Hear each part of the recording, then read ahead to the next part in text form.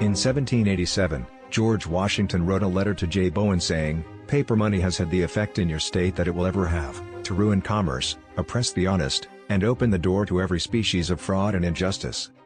In 1816, Thomas Jefferson wrote this concerning central banking: "And I sincerely believe with you, that banking establishments are more dangerous than standing armies, and that the principle of spending money, to be paid by posterity, under the name of funding, is but swindling futurity on a large scale."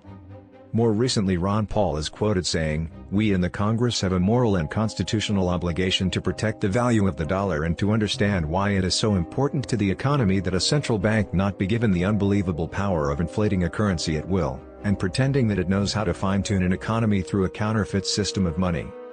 Perhaps the most powerful quote about banking comes from Henry Ford, founder of Ford Motor Company. "It is well enough that people of the nation do not understand our banking and monetary system, for if they did, I believe there would be a revolution before tomorrow morning." The fact is, most people spend a vast majority of their lives working for money. And it is absolutely by design that the everyday working class people don't quite understand how the banking system works.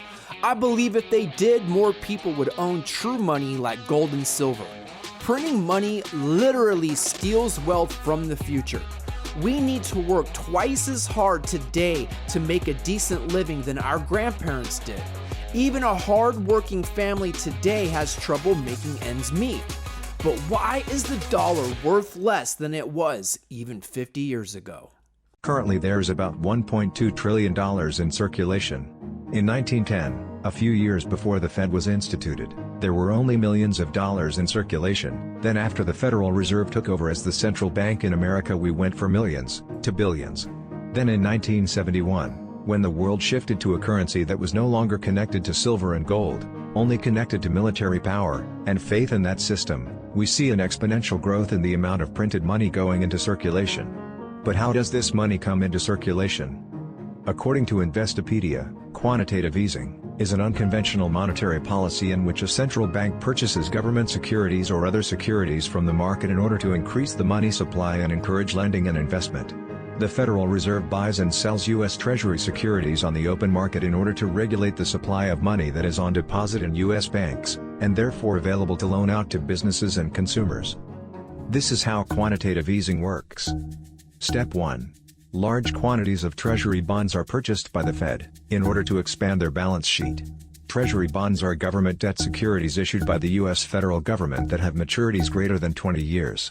T-bonds earn periodic interest until maturity, at which point the owner is also paid a par amount equal to the principal.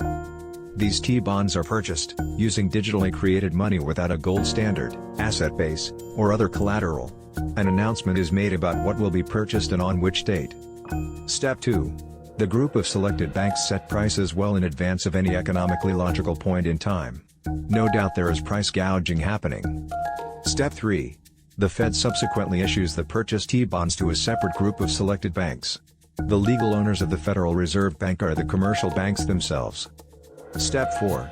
This group of banks create funds, or capital, using the issued T-bonds as collateral to then purchase quantities of physical or financial assets, again on open markets in order to also expand their balance sheet. Funds are then freely available. I know that sounds really complicated, but essentially this is free money for selected banks, their owners, shareholders, and directors, and is literally theft from ordinary people. Boiling it down, this is like if you gave me a piece of paper saying that you owe me money in the future, and then I use that same piece of paper as collateral. No doubt this system is a Ponzi scheme, but when will it end? Maybe our founding fathers were right. Maybe central banks are more dangerous than standing armies.